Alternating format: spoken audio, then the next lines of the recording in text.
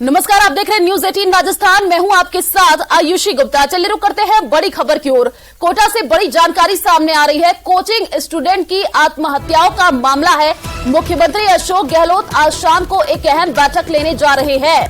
Coaching संचालकों के साथ सीएम चर्चा करेंगे। आत्महत्याओं की रोकथाम के दिशा में विचार विमर्श किया जाएगा।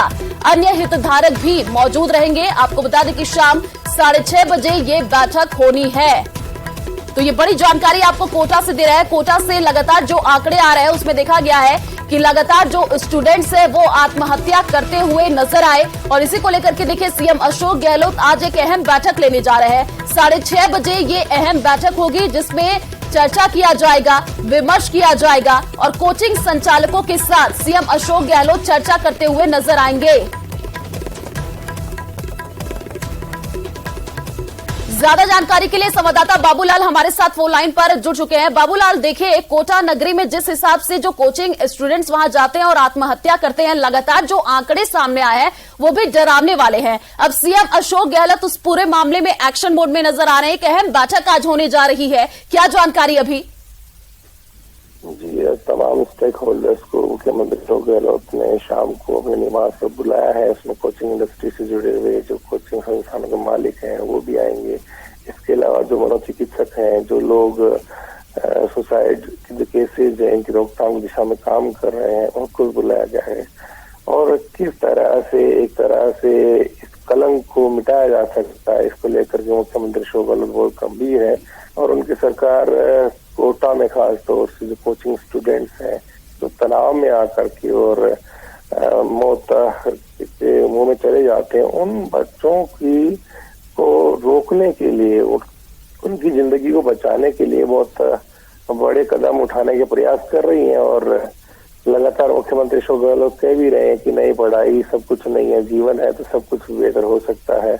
तो बच्चों का आह्वान भी कर रहे हैं। और जिस तरह से कोटा समेत पूरे राजस्थान में जैसे कोई घटना होती है तो लोग बड़े चिंतित होते हैं और उन परिवारों पे बहुत बुरी गुजरती है जिनके बच्चे वहां पर पढ़ रहे हैं। तो मुख्यमंत्री अशोक गहलोत की कोशिश यही है कि ये सिलसिला बंद होना चाहिए। किसी भी परिवार का जो लाडला है वो मौत के मुंह में नहीं जाना चाहिए।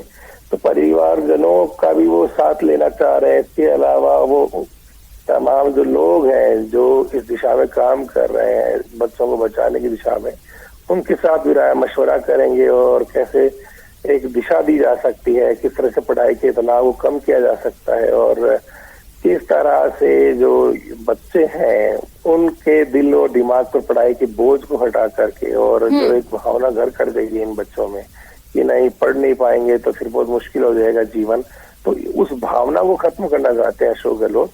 इसलिए उनकी एक कोशिश है जिसका वो जिक्र कई दिनों से कर रहे थे और आज उन्होंने बड़ी बैठक अपने निवास पर बुला करके और चर्चा भी करेंगे। और बिल्कुल बाबूलाल, देखिए सीएम अशोक गहलोत अब इस पूरे मामले पर गंभीर नजर आ रहे हैं। आज एक अहम बैठक भी करने वाले हैं। देखना होगा क्या दिशा निर्देश दिया जाता है। आप बने रहिए हमारे साथ। चलिए रुक करते हैं एक और बड़ी खबर की ओर। जयपुर से बड़ी जानकारी आपको दे दे। सीएम करेंगे सखी सम्मेलन की शुरुआत। 43 लाख से भी ज्यादा महिलाएं इसमें लाभान्वित होंगी।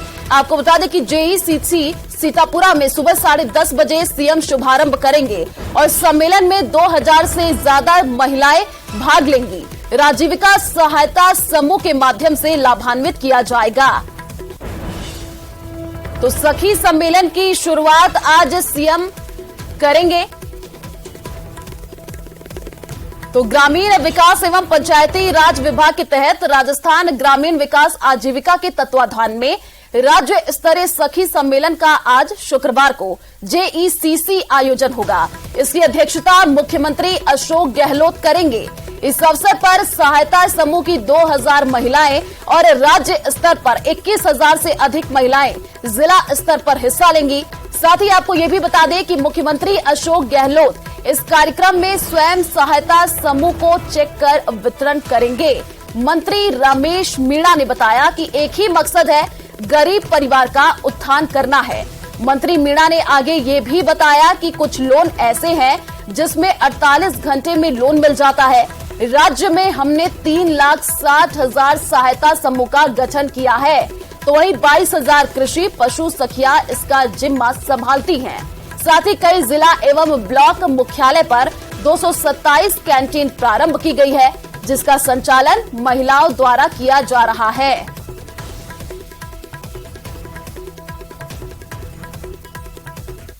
पैसा हमें नहीं मिला है, जैसे वो वहां से रिलीज करेंगे हम प्रधानमंत्री आवास योजना के जो भी हमारे जो चिन्हित परिवार हैं उनको निश्चित रूप से आवास उपलब्ध करवाएंगे।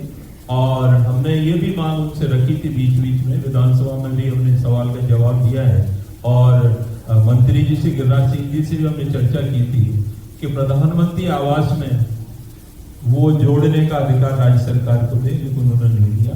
नाम कट जाता है, गरीब आदमी का, पात्र व्यक्ति है, तो इस तरह करीब 7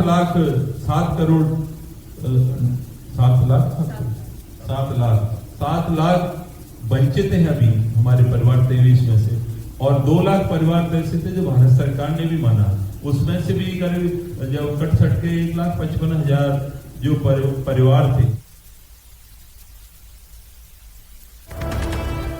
और इस खबर पर ज्यादा जानकारी के लिए संवाददाता बाबूलाल हमारे साथ जुड़े हुए हैं। बाबूलाल, देखिए, सखी सम्मेलन की शुरुआत आज सीएम अशोक गहलोत करने जा रहे हैं। 2000 से भी ज्यादा जो महिलाएं हैं वो इसमें भाग लेंगी, अभी क्या जानकारी? देखिए, महिलाओं को आत्मनिर्भर बनाने की दिशा में राजीविका ने बहुत बेहतरीन काम किया है सेल्फ हेल्प ग्रुप्स के जरिए, और जो महिलाएं आत्मनिर्भर बनी हैं और जिन्होंने समाज को दिशा दिखाई है और महिलाओं को आगे बढ़ने के लिए प्रेरित किया है, तो ऐसी ही महिलाओं को आज जयपुर में बुलाया गया है। बड़ा एक सम्मेलन होने जा रहा है और मुख्यमंत्री अशोक गहलोत उसमें शिरकत करेंगे।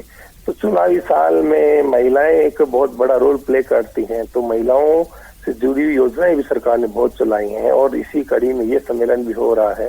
ये रोल मॉडल है महिलाएं समाज के बीच में, और उनको मुख्यमंत्री अशोक गहलोत न केवल उनका सम्मान बढ़ाएंगे बल्कि उनको जो है आगे और ज्यादा काम करने के लिए प्रेरित भी करेंगे। और उनकी कोशिश यही है कि न केवल लाखों महिलाएं बल्कि और जो महिलाएं बाकी बच गई हैं जो कुछ और बेहतर कर सकती हैं, वो भी कड़ी कदम से कदम बढ़ाते हुए इन महिलाओं के साथ चले। तो चुनावी साल में बहुत सारी योजनाएं महिलाओं को समर्पित है अशोक गहलोत की। तो जो महिलाएं, चलिए बाबूलाल, आप नजर बनाए रखिए इस खबर पर, आगे भी आपसे अपडेट लेते रहेंगे। फिलहाल शुक्रिया तमाम जानकारी साझा करने के लिए। तो अजमेर सेंट्रल यूनिवर्सिटी की छात्रा की फोटो वायरल होने के बाद स्टूडेंट्स भड़क गए और जमकर हंगामा किया है। दरअसल सेंट्रल यूनिवर्सिटी के सिक्योरिटी ऑफिसर पर छात्राओं की फोटो वायरल करने का आरोप लगा है। आक्रोशित स्टूडेंट्स ने सिक्योरिटी केबिन में तोड़फोड़ भी की है और एक वाहन में आग भी लगा दी और कुलपति हाउस पर प्रदर्शन किया है। स्टूडेंट्स का आरोप है कि सिक्योरिटी ऑफिसर सुरक्षा के नाम पर गर्ल्स स्टूडेंट की प्राइवेसी के साथ खेल रहे हैं, जिसे बर्दाश्त नहीं किया जाएगा। स्टूडेंट्स ने कहा कि यूनिवर्सिटी के सिक्योरिटी ऑफिसर ने छात्रा की एक फोटो खींचकर सभी गार्डों को वायरल की है। जब तक सिक्योरिटी ऑफिसर के खिलाफ जांच नहीं हो जाती है तब तक सिक्योरिटी ऑफिसर को बर्खास्त किया जाए। इधर हंगामे की सूचना पर पुलिस मौके पर पहुंची है और छात्रों से समझाइश कर रही है।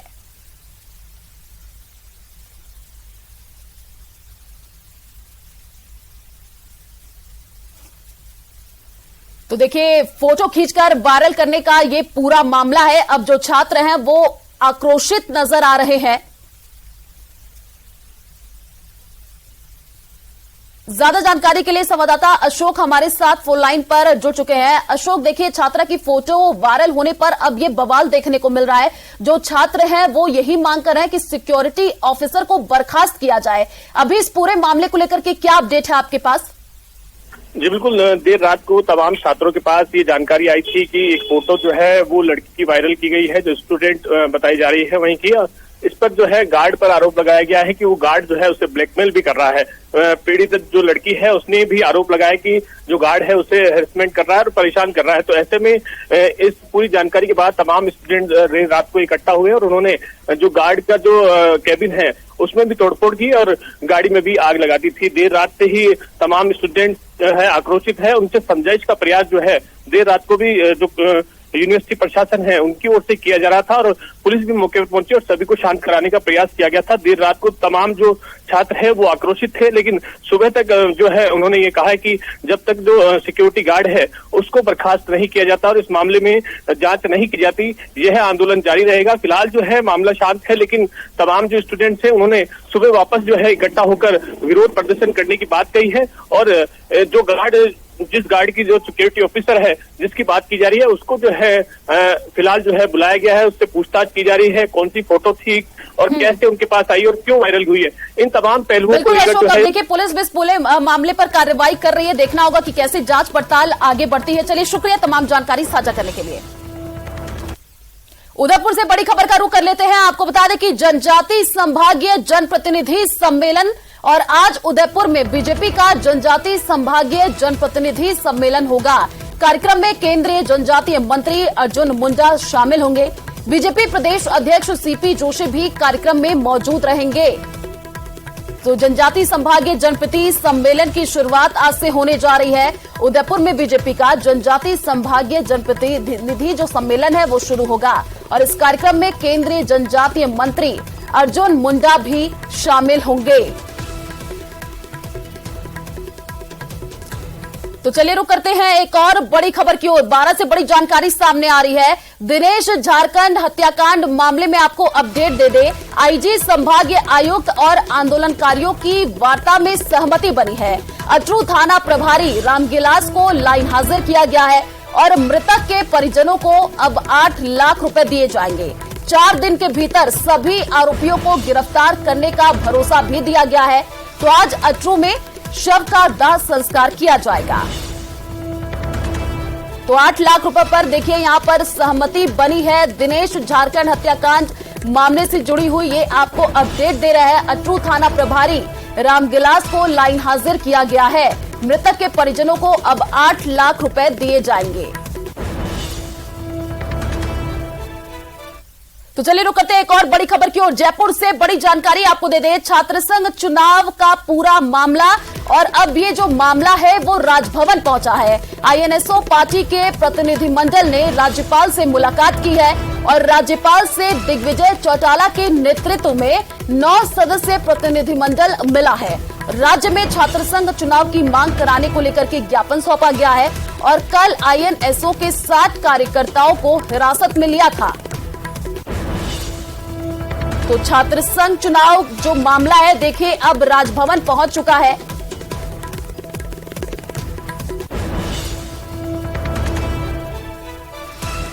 जयपुर से बड़ी खबर आपको बता दें। आरयू में धरने का ये पूरा मामला है और हनुमान बेनीवाल आज राजस्थान आएंगे। राजस्थान यूनिवर्सिटी धरने पर जो छात्र बैठे हुए हैं उनसे मुलाकात करेंगे। देर रात बेनीवाल ने जयपुर आवास पर बैठक ली और बैठक के बाद आज आरयू जाने का फैसला लिया है। धरने पर बैठे छात्रों को अपना समर्थन बेनीवाल देंगे। जयपुर से एक और बड़ी जानकारी आपको दे दें। 2 नाबालिग लड़कियों से रेप किया गया है और होटल में बंधक बना करके रेप किया गया है। होटल में 25 दिन तक गैंगरेप का आरोप लगा है। तो 2 नाबालिग लड़कियों से रेप किया गया है। जयपुर से ये जानकारी आपको दे रहे हैं। होटल में 25 दिन तक गैंगरेप का ये पूरा मामला है। होटल में बंधक बना करके 2 नाबालिग लड़कियों के साथ रेप किया गया है।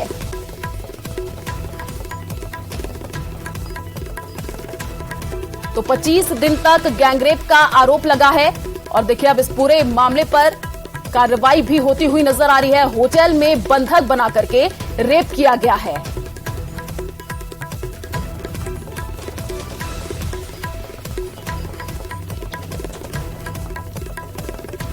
तो जयपुर से ये बड़ी जानकारी आपको दे रहे हैं जहां पर 2 नाबालिग के साथ रेप किया गया है और होटल में बंधक बना करके गैंगरेप का ये पूरा मामला है। 25 दिन तक गैंगरेप का आरोप लगा है होटल में और देखिए अब इस पूरे मामले पर क्या कुछ कार्रवाई होती है, कैसे जांच पड़ताल आगे बढ़ती है, ये भी अब देखना होगा। जयपुर से ये बड़ी जानकारी आपको दे रहे हैं। तो होटल में 25 दिन तक गैंगरेप का आरोप लगा है। जयपुर से ये बड़ी जानकारी। ज्यादा जानकारी के लिए संवाददाता विष्णु हमारे साथ फोन लाइन पर जुड़ चुके हैं। विष्णु, 2 नाबालिग लड़कियों से रेप का ये पूरा मामला है। होटल में बंधक बना करके 25 दिन तक गैंग रेप किया गया है। अभी क्या जानकारी इस पूरे मामले को लेकर के, पुलिस कैसे कार्रवाई कर रही है? देखिए, सबसे पहले मैं आपको बताऊंगा कि पूरे मामले में 3 आरोपियों को पुलिस ने गिरफ्तार किया है और 2 थाने की पुलिस यानी कि सदर थाना पुलिस और जालूपुरा थाना पुलिस इस पूरे मामले की जांच कर रही है, जिसमें एक आरोपी जिसका नाम मोनू उर्फ मोइन खान बताया जा रहा है और इसकी उम्र करीब 18 वर्ष है और जयपुर का ही रहने वाला है, उसे पुलिस ने गिरफ्तार किया। उसके अलावा 2 नाबालिग साथी जो मोनू के हैं उन्हें भी पुलिस ने अभी डिटेन कर लिया है। और वहीं जो पूरा मामला है वो 2 नाबालिग युवतियों से जुड़ा हुआ है, किशोरी से जुड़ा हुआ है, जिसमें एक लड़की हरियाणा की रहने वाली जिसकी उम्र करीब 14 से 15 साल की है और अपने पिता की डांट की वजह से वो घर छोड़ करके जयपुर आ गई थी। यहीं पर मदद के बहाने मोनू उर्फ मोइन खान ने, मतलब मोनू नाम से व्यक्ति उसको मिलता है और उस युवक ने उसे मदद करने के बहाने वो उसको होटल में लेके गया और वहीं पर करीब 25 दिनों तक मोनू और मोइन खान और उसके 2 साथियों ने मिलकर के गैंगरेप किया। वहां पर करीब 25 दिन तक बंधक बनाए रखा और वहीं पर दूसरी जो नाबालिग लड़की है वो जयपुर की रहने वाली थी और 4 दिन पहले अपनी मां की डांट की वजह से बिल्कुल विष्णु, जैसे कि आप बता रहे हैं कि 4 आरोपियों को गिरफ्तार कर लिया गया है। अब देखना होगा पुलिस कैसे कार्रवाई को आगे बढ़ाती है। चलिए, शुक्रिया तमाम जानकारी साझा करने के लिए। तो राजधानी जयपुर में क्राइम कंट्रोल के लिए पुलिस कमिश्नरेट में नई कवायद शुरू होगी। नए police commissioner Biju George Joseph के निर्देश पर अभय कमांड कंट्रोल सेंटर में अब उन संभावित जगहों की पहचान की जाएगी जहां बार बार लॉ एंड ऑर्डर बिगड़ने की शिकायतें आती हैं। एडिशनल पुलिस कमिश्नर कुंवर राष्ट्रदीप ने न्यूज 18 को ये बताया है कि अभय कमांड कंट्रोल सेंटर से जुड़े सीसीटीवी कैमरों में अब तक सामान्य तौर पर रिकॉर्डिंग होती रहती है। वारदात के बाद रिकॉर्डिंग देखी जाती है, लेकिन अब पुलिस कमिश्नर नया प्रयोग कर रहे हैं कि जिसमें पूरे शहर में ऐसी लोकेशन को चिन्हित करने का काम शुरू किया है। ये वो हॉट स्पॉट होंगे जहां ऐसे इश्यू हैं जो लगातार होते रहते हैं। हमारा पुलिसकर्मी लगातार उन जगहों को देखता रहेगा। आवश्यकता पड़ने पर उन जगहों पर कैमरों को जूम करके भी देखा जाएगा। तो संवेदनशील जगहों पर अब निगरानी होती रहती है और कहीं पर कोई स्पेसिफिक नीड होती है तो हम उस रिकॉर्डिंग को प्ले करके देखते हैं और उसके बाद उस रिकॉर्डिंग के बेसिस पर इन्वेस्टिगेशन में हेल्प ली जाती है। और सीपी साहब जो है उसमें एक नया प्रयोग कर रहे हैं। हालांकि ये सर्विलेंस तरह का पहले भी थोड़ा बहुत होता रहा है, पर इस बार उन्होंने पूरे शहर में ऐसी लोकेशन को चिन्हित करने का कार्य शुरू किया है। तो भीलवाड़ा की सभी विधानसभा सीटों पर कांग्रेस के चेहरे को लेकर सरगर्मी तेज हो गई है। भीलवाड़ा कांग्रेस के लोकसभा प्रभारी फरीदाबाद विधायक पंडित नीरज शर्मा 3 दिवसीय दौरे पर गुरुवार दोपहर को भीलवाड़ा पहुंचे। शर्मा ने दोपहर में सहाड़ा विधानसभा के कांग्रेस नेताओं और कार्यकर्ताओं से चर्चा की और चुनावी समर में कांग्रेस की जीत का दावा किया। हमारे संवाददाता राहुल कौशिक ने नीरज शर्मा से खास बातचीत की, आप भी सुनिए। पार्टी चुनाव को लेकर एक्टिव मोड में आ चुकी है। लोकसभा ऑब्जर्वर पंडित नीरज जी शर्मा यहाँ पहुंच चुके हैं। फरीदाबाद से विधायक हैं, ऑब्जर्व करना है, पदाधिकारियों से मिल रहे हैं, लगातार कांग्रेस नेताओं से मुलाकात करते हैं। हमारे साथ पंडित नीरज शर्मा इनसे बात करते हैं। सर, आप यहाँ पे आए हैं, क्या फीडबैक मिला आपको कार्यकर्ताओं से? देखिए, अभी तो मिलना शुरू हो रहा है। आज मेरा प्रथम दिवस ही है। एक बैठक हमारी साड़ा विधानसभा की हुई है, दूसरी हमारी अभी भीलवाड़ा विधानसभा की है। काफ़ी हमने साथियों की बात सुनी है और अभी कुछ साथी और बैठे हैं जो व्यक्तिगत तौर पे अपनी बात कहना चाहते हैं। फीडबैक अच्छा है। 5 साल की सरकार रहने के बावजूद जो सबसे अच्छी बात है, आज राजस्थान सरकार के प्रति राजस्थान के अंदर जनमानस में कोई भी नेगेटिविटी नहीं है। कोई व्यक्ति सरकार से दुखी नहीं है। जो भी व्यक्ति बात कर रहा है सरकार की नीतियों की बात कर रहा है। सबसे अच्छी बात, भीलवाड़ा लोकसभा में भले ही हमारे 3 विधायक हैं कांग्रेस के, 2 मंत्री हैं, पर आप 5 विधानसभाओं में चले जाओ जहां कांग्रेस पार्टी का विधायक नहीं है। कोई विधायक कागज के साथ आपको ये नहीं कह सकता कि साहब मेरी विधानसभा में विकास निधि के रूप में राजस्थान सरकार ने पैसा नहीं दिया। ये मैं समझता हूँ राजस्थान सरकार की सबसे बड़ी उपलब्धि है। सर, अभी यहाँ पे बात चल रही थी, आसीन विधानसभा लगातार हारते आ रहे हैं, भीलवाड़ा शहर हारते आ रहे हैं। लोकसभा के चुनाव में कभी परिणाम कांग्रेस के पक्ष में नहीं आया। क्या काम किया जाएगा इन पर कि ताकि आने वाले समय में कांग्रेस इंप्रूवमेंट कर पाए इन क्षेत्रों में? देखिए, सब साथियों ने अपनी राय रखी है। जब आसीन विधानसभा जाऊंगा तो मैं आसीन की बात करूंगा। फिलहाल तो भीलवाड़ा के साथियों ने पूरा हमें विश्वास दिलाया है और सबने भरोसा भी दिलाया है। बीती गई विसार दे, आगे की सुध ले, जो हो गया वो हो गया।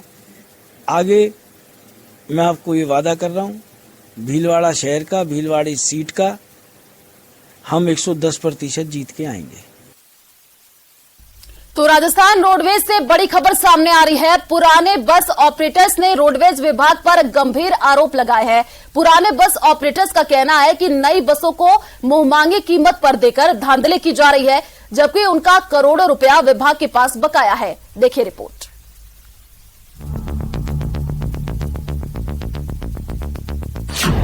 रोडवेज विभाग पर आरोप गंभीर। जिम्मेदारों ने किया 200 करोड़ का भ्रष्टाचार।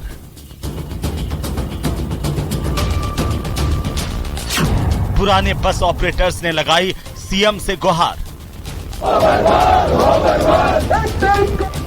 दोषियों के खिलाफ कार्रवाई की है दरकार। मैं राजस्थान सरकार से, मुख्यमंत्री साहब से अपील करता हूं कि इसकी किसी बहुत उच्च अधिकारी से इस टेंडर की इसकी जांच कराई जाए और इस पूरे घपले को इसको बेनकाब किया जाए। इसमें कम से कम राजस्थान गवर्नमेंट का 200 करोड़ रुपए का लॉस है, जो मैं ऑन रिकॉर्ड टेबल पे साबित कर सकता हूं।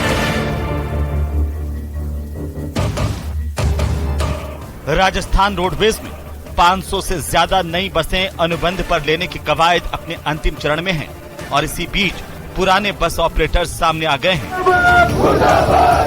इनका कहना है कि नई बसों की खरीद के लिए नए ऑपरेटर्स को 13 से 19 रुपए प्रति किलोमीटर के हिसाब से नियम तय किए जा रहे हैं, जबकि वे 7 से 8 रुपए प्रति किलोमीटर के हिसाब से रोडवेज में गाड़ी चला रहे थे।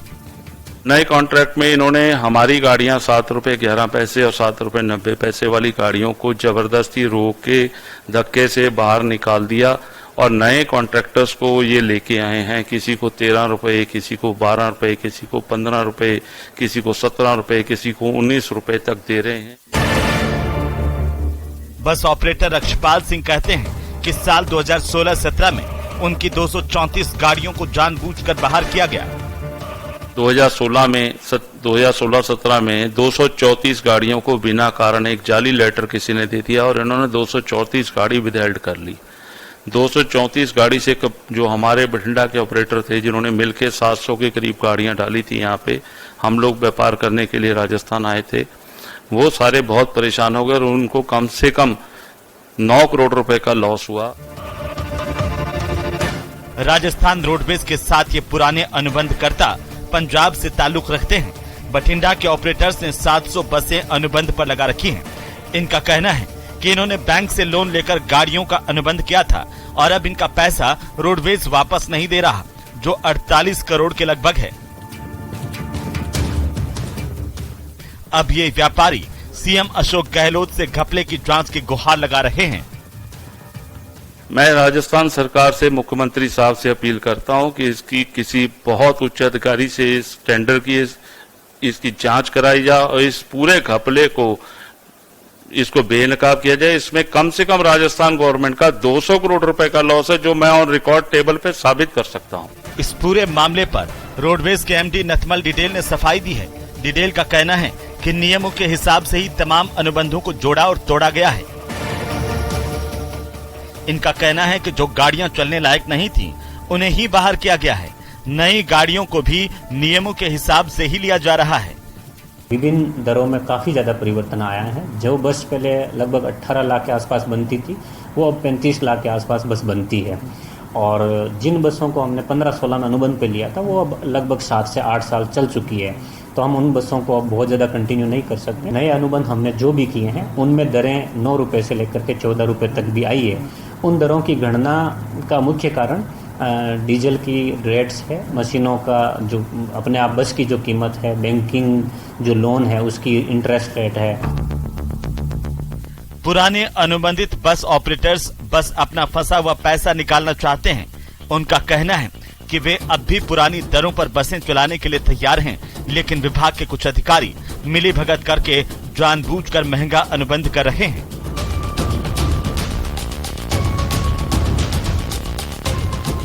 पुराने ऑपरेटर्स इस पूरे मामले की जांच की मांग कर रहे हैं। अब पूरा सच क्या है ये जांच के बाद ही सामने आ पाएगा, लेकिन आरोप बेहद गंभीर हैं, जिन पर तस्वीर साफ होनी चाहिए। न्यूज़ 18 राजस्थान के लिए जयपुर से आसिफ खान की रिपोर्ट।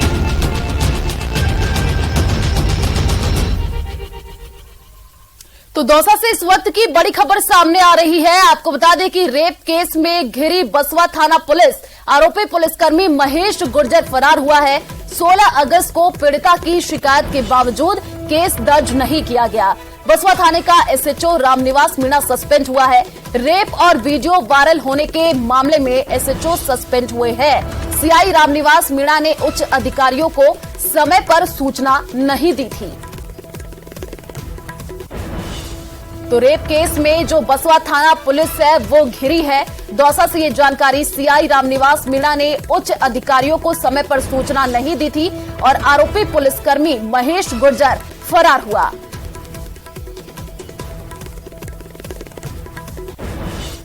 चले फिलहाल इस बुलेटिन में इतना ही। बाकी खबरों के लिए आप देखते रहिए न्यूज़ 18 राजस्थान। नमस्कार।